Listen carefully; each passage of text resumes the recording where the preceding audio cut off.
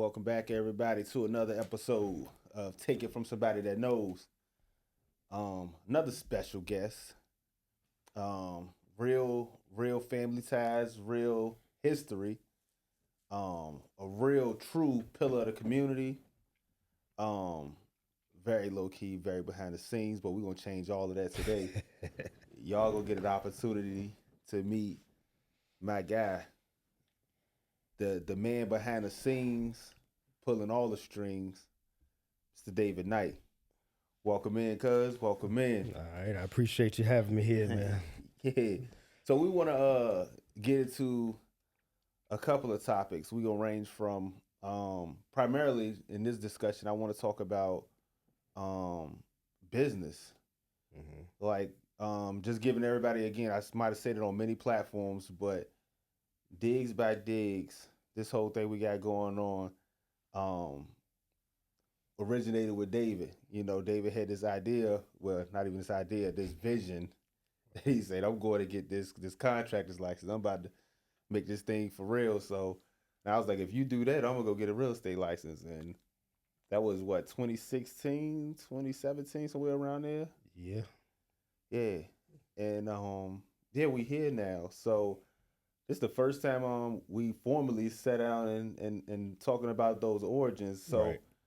um just giving the people some insight on like how your business came about, like what inspired that.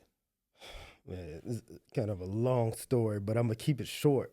I mean, originally, what inspired me to get into homes and remodeling was my father. Yeah. So we stayed on Marshall Avenue for forever, and a house came available on Garner Terrace. He took me and my mom in there. It was like, this man is crazy Oh for yeah. buying this house.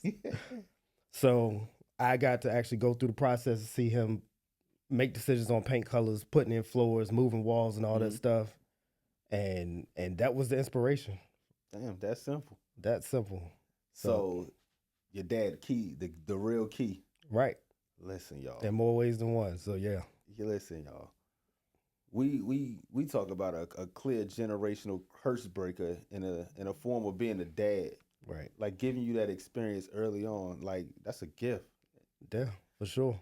that a lot of us missed out on. So yeah, you getting the keys to that. And I want to dive into this too, because this is, I think, something that plagues our community with Mhm. everybody having the mindset of getting it out the mud. Right, I got to get it out the mud, get out the mud. You had somebody lifting you out the mud. for sure. And from the looks of things, like you seized the opportunity and then stray away from it to be something other than who you are. I never knew you to be anything other than you. Right. And like the way you carry yourself, it's not a mainstream way of things. So Mhm. how, I guess, what inspires you to stay on your path? Like, Very strong, man. My parents, both of them, just seeing how they interacted, seeing how they did business, conducted business, the plans they put forth when they said they were going to do something, they did it. yeah, So I mean, the term is now stand on business. uh, I mean, they did that. Growing up, I always looked up to both of them. My dad and mom were both business oriented. My dad had a shoe store, mm, cleaning business, all that stuff. So that was how we were brought up. And I would always say my parents always tried to make make me make my own decisions, if that makes sense. mm-hmm, They never tried to force me in any direction. They kind of gave mm, me, hey, this is how it should be done, but they also allowed me to make my own mistakes growing up. mm. And I mean, that's what it was. Like, so you had to look back on like the things you pulled from them. What are like three of the top things that you got from them that you carry with you today? for for one, my dad's favorite quote, there's love. I mean, there's more to love than making love. I heard that. So, you heard it all the time. So, as I got older, I started understanding more what that meant. Um, the other quote, I mean, for the most part, he always taught me to learn to duplicate your time and effort. So that got me involved in business, um, wanting to improve the community as you've seen. Yeah. Um, but them giving me that direction or that mindset to, hey, you can do it all by yourself, or you can try to do it all by yourself. But it's better to bring other people Yeah, along for the ride. right. So those are some of the best things that they taught me coming up, and I think I've tried to apply that to the best of my ability. Oh, you're doing pretty well at it. Pretty well at it. So, looking at I guess just the origins of your business. Let's talk about like, some hurdles that you faced and tough times that you've seen and how you. Because I know you probably seen a lot, but Right. what people see every day is like, damn, David killing it. Like, oh, that house. Do you see the end result? Right. And I think the problem with how society moves is everybody shows the highlight reel. Right. We get to see all of the pretty stuff, and we have this false sense of what success looks like. Right. So I want to kind of like dive into like some things that you've seen in your business, maybe like a hard time that you can recall. Right. That you was almost like, man, you know what? I'm about to get this up and go do what I want to do, bro. Man, I do that every day, just about. But there's a few different things. Like, people don't understand the responsibility of a business owner. Yeah. You're responsible for making sure everybody eat. Yeah. So that's one of the biggest things that keep me up at night. Just payroll. Make sure people get paid, man. At the end of the day, I mean, I eat last. It's the way I kind of structure things. Might not be the best way to do it, but that's how I do it. But I could say that pre-COVID, business was a little different. And once COVID hit and all the money came, it kind of changed the landscape of how I did things. And I mean, business just took off because everybody was doing fix and flips and wanted to renovate houses. So there was just a surplus of money out there coming from everywhere. Yeah. And one thing that I had to do at the time was I had to take on debt or take on loans to make sure everybody got paid, just because business took off too fast. And I was just trying to keep up with the pace of everything. But I would say, as a business owner, the biggest thing that keeps me up at night is making sure make sure everybody's get paid. Yo, so I hear you, because I know what that means to a small degree now. I don't have a lot of employees, but I think I know what you're saying about like that payroll, Right. and that pressure that's associated with it. Because when people working and that bank account like is coming every 2 weeks, Right. and it's like we got to make sure something in there Right. to get these folks paid. That's a different level of pressure.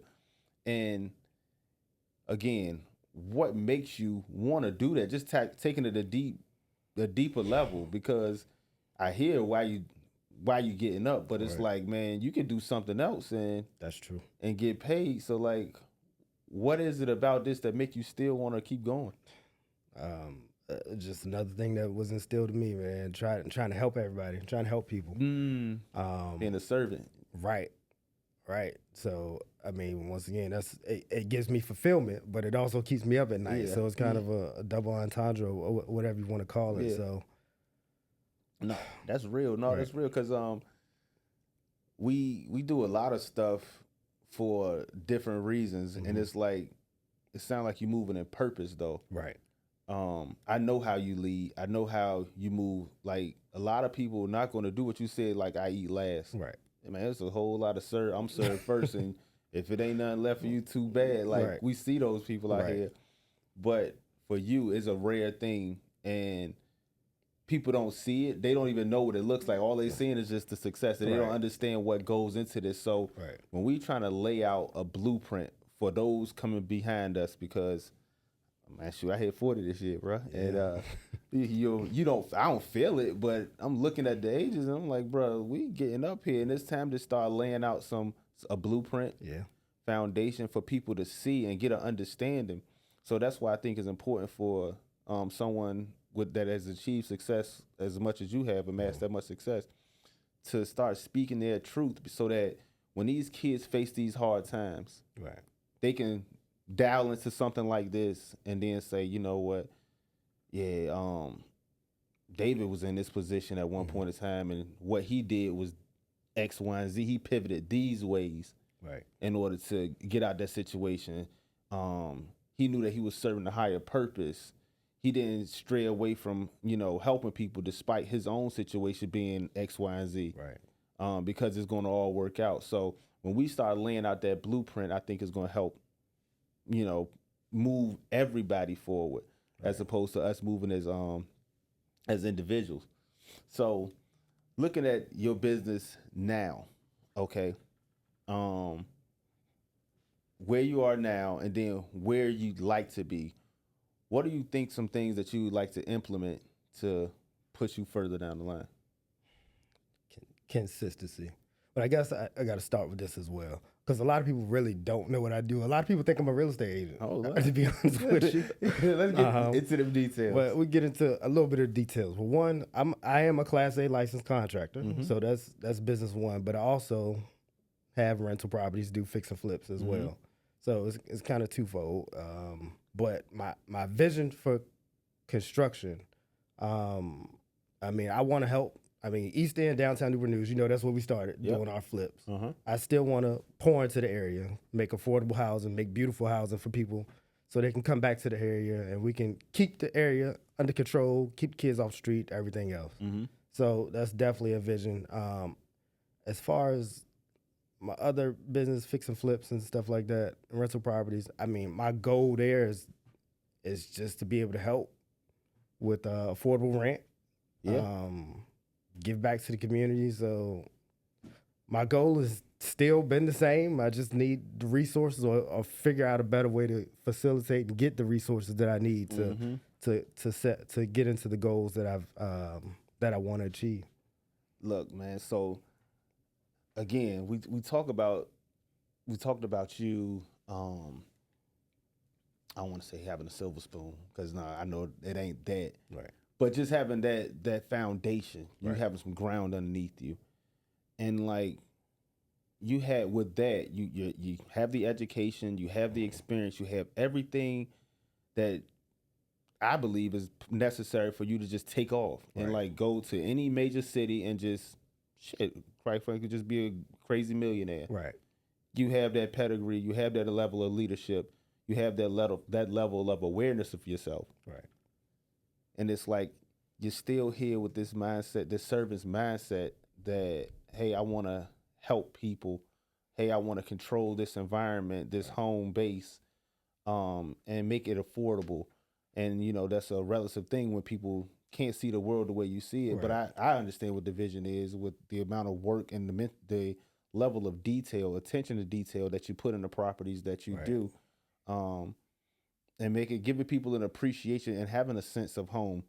Like, what does that mean to you? Like, just to have a place called home, and like, why is that important? I mean, our community in general is just important. So, like you said, there's other things I probably could be doing. There's other things I was doing at a point after I graduated from college. So, but I've always, even in high school, I've always tried to give back. I've always tried to help people. I mean, it might be little things to you, but I was one of the only guys, like, growing up off the basketball team, even though I worked 2 or 3 jobs. I was one of the only guys that had a car. I was the one running everybody around, picking them up, taking them to practice, all that stuff. So I was always trying to help out and be a good guy to my friends and everything like that. So that's just it. That sense of like fellowship and belonging and these values that I think we don't speak on enough. Right. We got to have that sense of camaraderie and understanding of a collective and how we can move a lot more efficient as a unit. Like, I know you're a one-man force, but you ain't swinging hammers, and all of these things. And so people need to have a clear understanding. And you speaking of sports too, like your sports background, and on a basketball team, for example, everybody has a role. You have your rebounder, you have your facilitator, you have your shooters, you have your playmakers, And I think that so many people got caught up in this individual web that we permeate through all media forms. Like, oh, it's about the individual, that people lost sight of what it means to make that team. And so team sports, I'm pretty sure, like, you understand with your business, the parallels. And if you wanted to dive into some of the parallels that you're doing right now, like, what's your role in your company versus the other roles that people play to make that Right. whole team. Well, like you said, I mean, I guess in my business, I'm the point guard, the facilitator. Yeah. So it's my job to make sure everybody's where they're supposed to be, make sure everything's done the way it's supposed to be done. Um, but I guess if you want to talk about downfalls, that might be one of the downfalls as well. That I kind of have my hand in too many hats in the business Yeah. where I can't grow the way I need to grow. And I mean, I've been a loyal person pretty much my whole life. And in some sense, I guess being loyal to too many people, Huh? it hurts or hinders the business as well. If you want to speak on that a little bit too. So, like I said, I'm trying to bring everybody with me, but sometimes I'm realizing as I get older, some people you gotta leave behind if that makes sense, or at yeah. least put them in a different position, so you can get to a better point to be able to help more people. Damn, man. Yeah, this just good. This real good because we all go through these seasons, Right. to where people that start with you, they don't have the vision that you have, and we have a tendency of like dragging people because we want them to be where we see them being. Right. And if they don't have that vision, it's expending our energy, and Yep. we can't get to where we want to be. And I think that what I've started to execute or learning to get better at, I'm learning just like you. Right. Like business is always showing me something new every day. Right. But I'm learning to have those conversations, and the conversations show up different when you can start asking people what it is they want. That's true. And like, because we have this big vision, and we see like everybody making it. Like this is Right. what we got to do for all of us to make it. And making it is different for everybody. Success is different on different Yeah. levels. So some people may just be like, hey man, I'm cool right here. I can eat good. I'm cool in this house. I don't need a mansion. I don't need a Benz. I can eat every day. I just want to be right here. Why are we doing more than this? Right. And we kind of like because like you could take these trips or you can level up, and they just like, I'm cool right here. Right. And we gotta like orchestrate these conversations to where it's like we can sit down and honestly ask people what it is that they want. Because right now, I think a lot of people have lost their ability to dream. Yeah. People don't even know, like, nobody dream. Everybody we got to keep it real, bro. I can't do that. We keep it real with yourself, and we keep it too real that reality is a false dream. Right. You can do whatever you want to do if we just lay out the steps. Right. But and then as a leader, we got to sit down and act like sometimes pull it out of people. Like, what do you want? It ain't too often that people sit here and think about what they want. They ain't never really wrote out a plan. Right. And I could say that because I was one of them. I'm still one of the people. I'm learning You and me both. how to, like, it's scary. Yeah. It's some scary stuff just because we run away. Well, we avoid failure. Right. Because we don't like how it feels. Those L's, they don't feel good, and they can knock your confidence. They can do all those things. So like, I kind of got into a groove where I was just like going with the flow. Right. And to be honest, bro, like going up until this point, like I was just going with the flow. I didn't know like none of this stuff was possible. I'm looking back like just to have any of it is like it's unreal. Right. And I hadn't planned for it. And now, like, I think I just set my first goal for my team, which is crazy. This is like embarrassing to say on camera, but I wrote out my first goal as a unit for my team, and I got it. We got the goal, but I was almost close to failing on it. And it was like embarrassing just to see myself coming off like, what's the strategy this week? What are we going to do differently to hit this? And now I'm pushing on them. And I'm wearing them out. Like, they getting worn out, and I feel bad because it's like, damn, if I ain't put shit on them, we wouldn't even have this to worry about. But when we hit it, it's like, damn. And that sense of accomplishment of a team, like, yo, we did this. And then they coming back at me like, oh, we going to push the envelope this time. We going higher. And now I'm like, what the like, I don't want to do that because I don't like how uncomfortable it makes me feel. But pushing through that discomfort showed me something differently with me. So back to your guys, I think like we got to start learning to have those conversations, and they not really they uncomfortable, but we know it need to be said, and we just got to get to like what our people want. And as leaders, it's our job to like grow our world so big that people that are with us can see themselves in the picture, like they Right. have a role in the picture. And for people who sometimes they can outgrow the vision, Yeah. and that's cool too. Right. Like, hey, bro, I can only do so much, and however I can help you grow and expand your vision, maybe we link up somewhere else too. Right. For sure.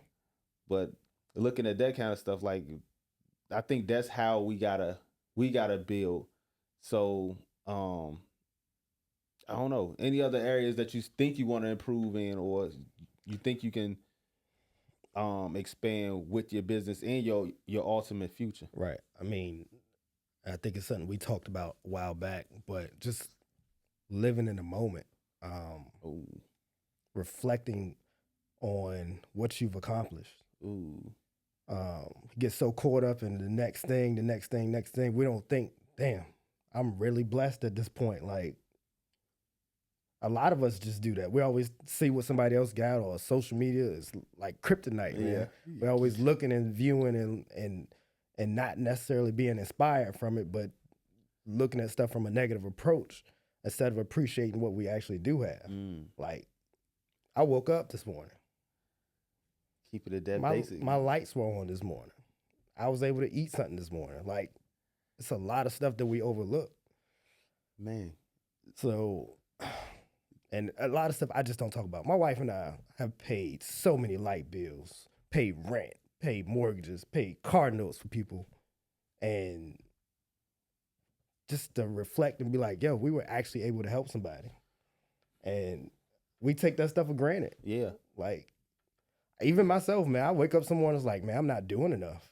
Like, I'm not. But I'm learning to reflect on stuff and be like, man, we've helped people, or we've helped change lives, or we have the ability to do stuff that most people can't. Why do you think we like that? Like what in us makes us feel like we ain't doing enough? I mean, it could be a number of things. The way we're raised, it could be just the social media, the media in general, have you thinking you're not doing enough. Because we skip over, like you said, the gratitude of the basics. We skip Right. that so much. Like just to be in good health. Right. Like just to have working limbs and a functional mind. Yep. Shelter, clothing, food. Why does that not seem like it's enough today? I hate to keep saying it, but I mean, it's social media, man. It puts a crazy false outlook on so many things, man.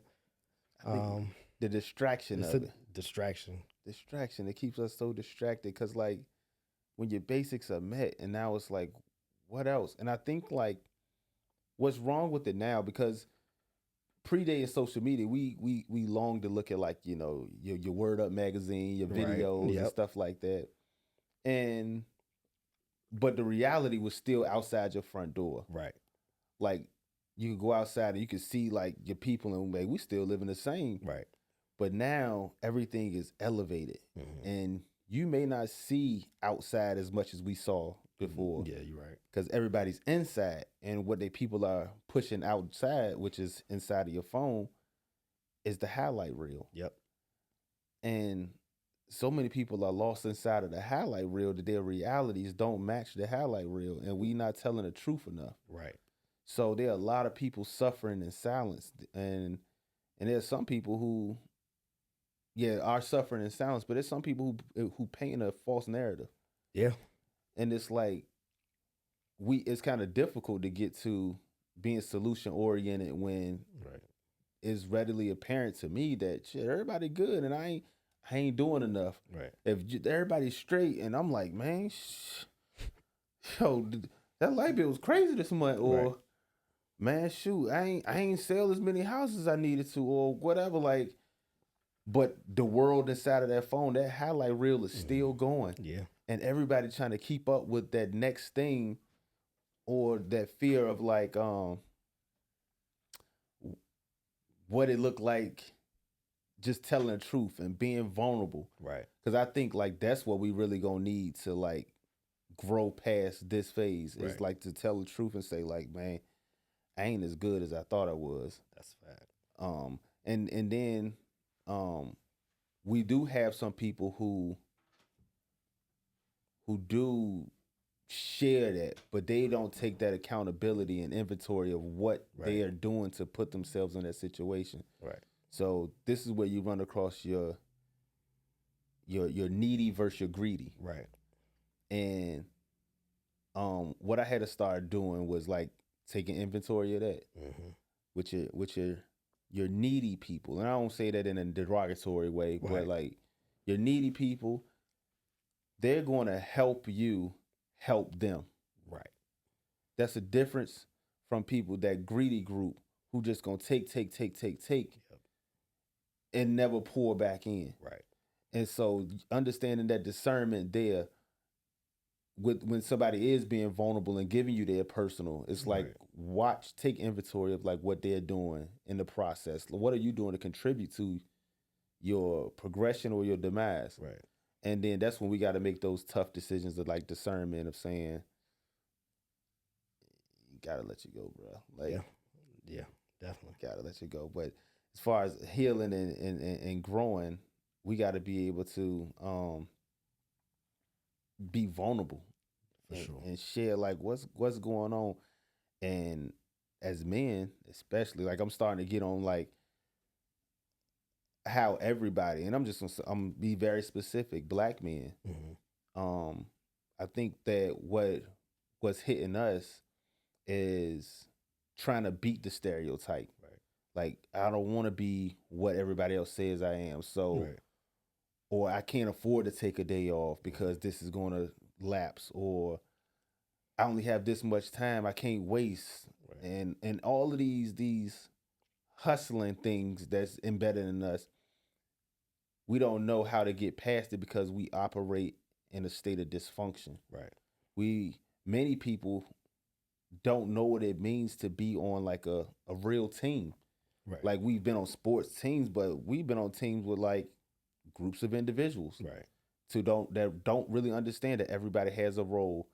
Taking it back to your business, yeah, David, you the face of the franchise. Right. But somebody might go in there and do a killer job on some floors. Yep. Somebody might do a killer job on some staging or paint it in a different color or added some different element. Right. And they're not out here standing in the front of the reel like, yo, I did this, Right. I did that. You just see, okay, this is the face of the franchise, and Right. everybody ate off of it. The way the highlight reel works, everybody want their damn credit. Right. It's Right. like, I did this, and it's like, yeah, but it all came together as a team thing. So it's like, in what ways can we apply what you got going on to like what we're doing in the real world? If that ain't too much of an ask, like, Right. how does that mirror what we need to do in real life? Man, the highlight reels. It's tough, man. And not to get too sidetracked, but something I don't talk about too often. I mean, you know a little bit of my story. A few years ago, what we do? Took my daughter to Disney World for her 5th birthday during COVID. Yeah. On the way back, I got crazy sick, like sick. Comes to find out, I had like some type of bacterial infection. Don't know where it came from. Don't know what caused it. Mind you, I'm in the hospital 15 days. Body and what's called sepsis. But you know what I'm thinking about? I'm worried about who getting paid, making sure everybody eating. And I did it. I'm literally in the hospital bed, making sure people getting paid still. Ooh. I'm still coordinating job sites. I shouldn't have been like that. My parents, my wife, like, why are you doing this? I'm like, and it didn't hit me until I got out and I thought about it. There were a handful of people who called to actually check up on me. There were a handful of people who actually came to see me, even after I got out. A handful of people who even cared what happened. They just wanted to make sure they checked some cash. So that is the downside of business that I don't speak about a lot. Major. That's major. But that puts things into perspective. Granted, I know some people didn't know, but the majority of people did know Yeah. what was transpiring, and it was crazy. Even like I had some clients that I didn't work with no more after that. That were like, yo, you're supposed to be on my job site working. I'm like, I'm in the hospital, possibly about to, you know what I'm saying, Yeah. die or something like that. But I appreciate the real ones that took care of me, stood by me. You, of course. Yeah. Man, it's crazy, but not. I'm sorry, I got sidetracked. No, that's but real. Just, That's a real piece, bro. Because this thing get real as real as that. And Right. like for you to be within inches, you know, and still having working in the same capacity, and then getting Right. the opportunity to see how the world reciprocates that energy. right. Like, damn. And I don't know. You tell me. I still don't see you moving different, cuz. So I don't. I won't raise like that, man. And I Yo. guess that's to a fault too in business, man. I'm loyal to those who still ain't loyal to me, but I try not to move different. I try not to be shifty. I mean, when enough is enough, of course, I separate from the situation, but I mean, it probably should have changed me a little bit, but it didn't. So, No, that's good. I'm glad it didn't, because what people don't understand is when you're moving in purpose, right? right, You shouldn't be knocked off of it. that's true. Like when you moving in purpose and you know what you're doing is divine and God got you, can't nothing shake you. Right, It's too often that people like, yeah, that ain't work for me. Like God gonna work it out. for sure. Sometimes you gotta hold that mirror up to you and say, are you who you say you are? Right, And you stood up and said, I am. right, And not many people gonna understand that. yeah, You know, the work, because and people love us. The people that love us the most will probably give us the worst advice sometimes. right, Because they love us and they want to try to protect us. But nah, like you were afforded the opportunity, was God held that mirror up to you and say, are you who you say you are? right, And most people gonna be like, nah, I ain't about this. I'm gonna go ahead and just pack up camp, because now people have a tangible right, and say, yo, this got this dire for this dude, and how they choose to react is on them. right, They got to deal with how they acted in that in that space. Some people looking for an excuse to do some junk, right, and they waited for an excuse to do some junk, like, and you ain't give them that satisfaction. Right. And when they got to go back and assess themselves and take accountability, that's a tough thing for them. right, So no, I commend you, you know, and I pray that when my time come for me to act accordingly, Right. like I'm in alignment with, you know, the divine. But no, that's basic. That ain't off no tangent. That's real. right, That's real, because people can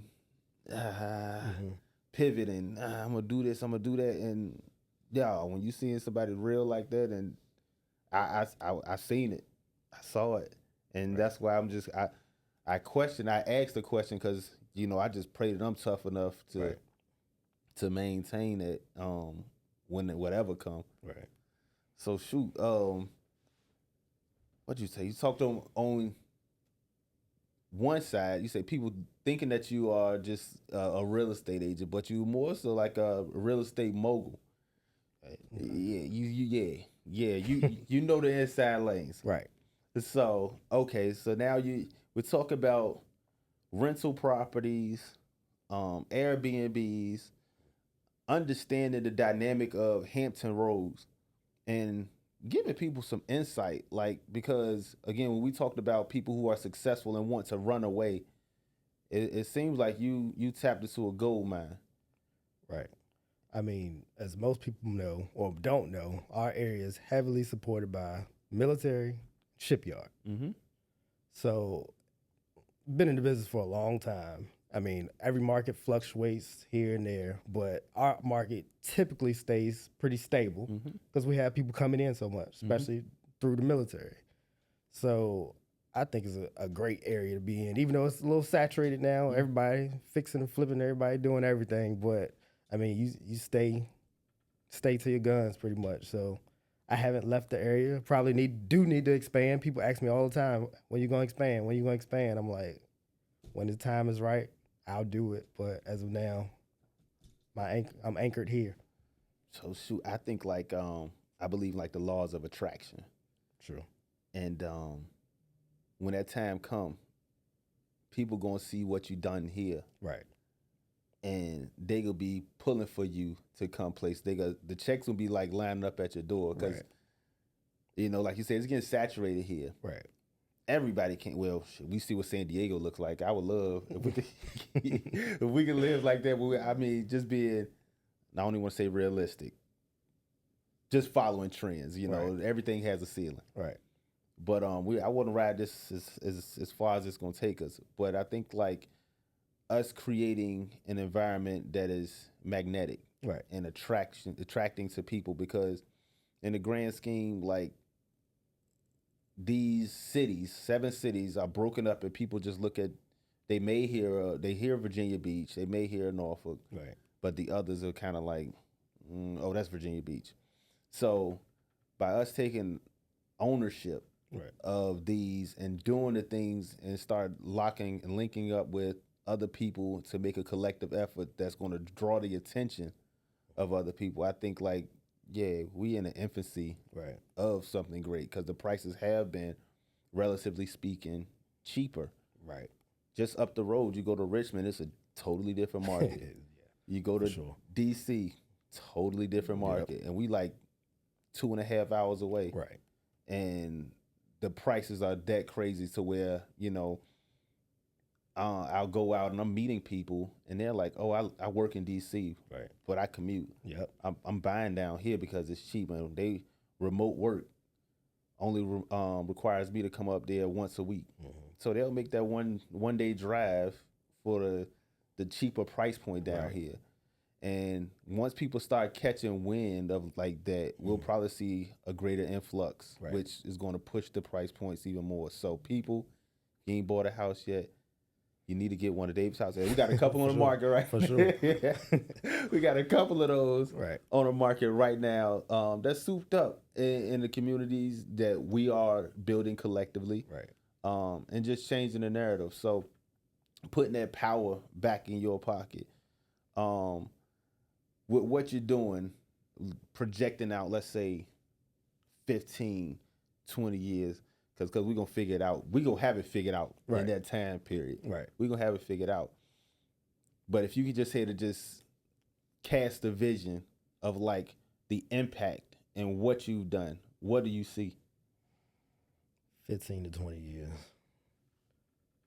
Goal would have been to have helped or changed the lives of at least 300 to 400 families, one way or another, whether it be affordable rentals or affordable housing or something to that nature, or just through giving back to the community. That would be my ultimate goal. Short term, I've set goals for myself that I've surpassed and never thought I would surpass, and I'm like, what's next? Or inflation caught up with us as well, and those goals don't no longer make sense. Yeah. But in 15, 20 years, I would hope to put my mark on the area, or put our mark on the area, have changed at least 400 to 500 families. Oh man, I think we're gonna kill that. Right. That's crazy. Let me help you out. We're gonna add a 0 on that, Okay. and I'm saying that because I didn't realize the impact that we can potentially have in doing something like this, and the Right. people that we can reach. Somebody was telling me to begin replicating myself, and I'm like, Yeah. how can I do that? They Right. like, yo, would you answer anybody's real estate questions at 2 o'clock in the morning? And I'm like, hell no. Right. It was like, but you can if you start recording this content. That's true. So now we start putting this thing together where we're giving out gems, giving out information. I know we had discussions of running full out courses, and I think that, I don't know if you could correct me, but what I started feeling was a sense of like everybody's running a course and everybody's like Right. charging and doing this, that, and the third, and it became gimmicky. Yeah. And it was like, I didn't want to be in that realm, and I don't know what it looks like for me, but I just felt like that wasn't it. Right. But I feel like we can just give away millions of dollars worth of game right here, Right. and just sit here and just host like conversations and talk about, have a conversation about, Airbnbs, have a conversation about rental markets, what it looks like to start it, how to get financing. Right. And when you start thinking about the people you'll catch those people's attention, and we talk about millions of people because Right. now we around the Right. world. For sure. Now we hitting different, and in this capacity, like when we know about planting seeds, Yeah. and it shows up different. Not everybody's a true farmer, Right. and us being able to just give away stuff freely, because in order to receive, you got to be willing to give something. Right. And people don't know what they want to give because everybody wants to hoard and hold on to everything. Yeah. Information, I think the way our minds work, Right. so dynamic, and we could just kick it out because it comes to us so freely. It's attracted to us because of how we position ourselves. Right. So we're not holding on to no information. We're going to give it out. Right. And once that information lands on people, now it created an impression.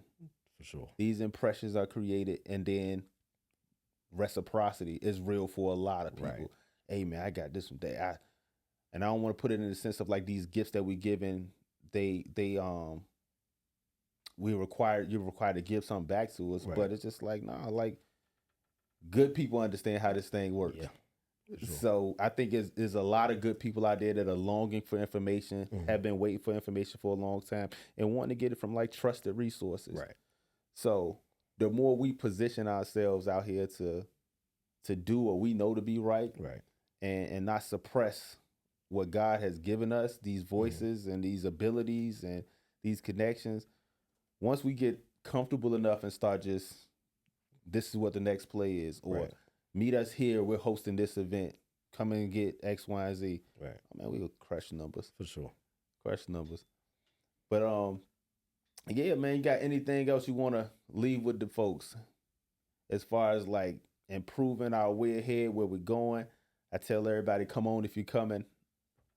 I got it from a Biggie song, for real.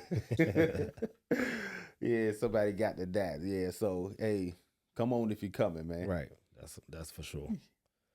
Biggest keys for me, and I would like to spread this to everybody. Just stay consistent.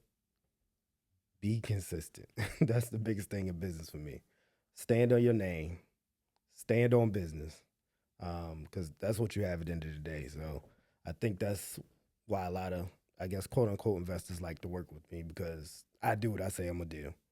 And if I put my name on it, I'm gonna do my best to make sure it's right. I'm not perfect. Nobody's perfect. But if we do something that's not supposed to be done, we're gonna make sure we correct that issue. Yeah. So one way or the other, I'm gonna make sure it's right. So just stay consistent. Yeah. At any cost, even if the situation changes and it ain't in your favor, don't tread off and say, like, even in the face of adversity, stay consistent. Like, because I mean, and I'm gonna believe with this part word, I heard like if when you walking down your road, if you don't ever run into the devil on that road, that means you're walking in the same direction he going. Exactly. So when that adversity come, bro, know you doing something right and stand up and fight through it. Definitely, I like that. Yeah, Jay, cuz man, I appreciate you. Yo, this been a good talk, and we looking forward to many more of these, man. For sure. All right, cuz. All right.